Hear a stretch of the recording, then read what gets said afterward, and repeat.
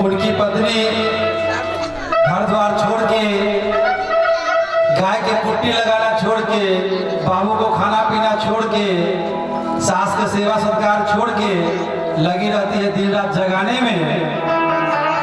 तो उन माताएं बहने को उनके पति उनसे क्या कहना चाहती है, इस गाने के माध्यम से बताना चाहते हैं।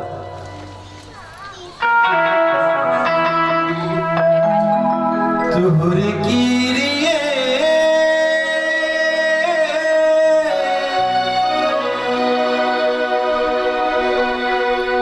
कहतनी हम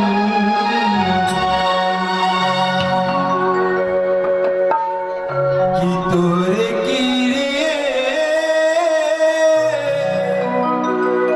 कहतनी हम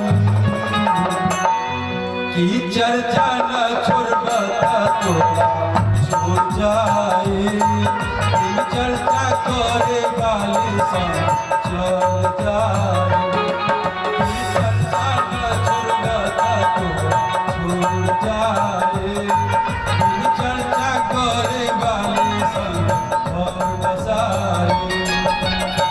तोर गिरिए कहतानी हम कि चर्चा न छोड़बता तोरा छोड़ जाए, चर्चा करे वाली संग घर बसाए।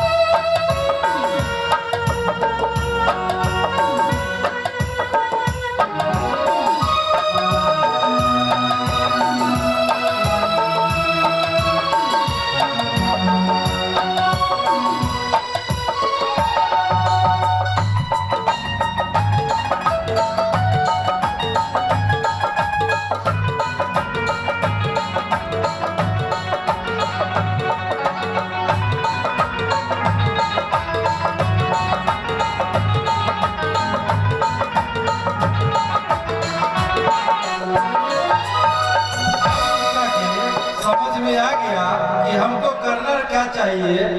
बहुत घूम घूम के किए चर्चा, अब इनको क्या समझ में आया और क्या कहें आपको समझे। ढेर दिल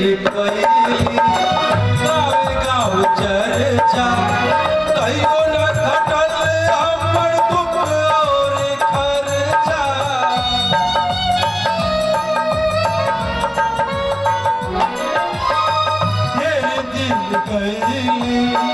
गावे गाँव चर्चा कहियो न घटल हमर दुख और खर्चा, दुख और खर्चा।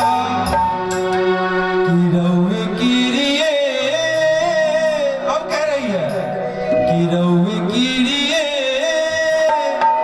कहताली हम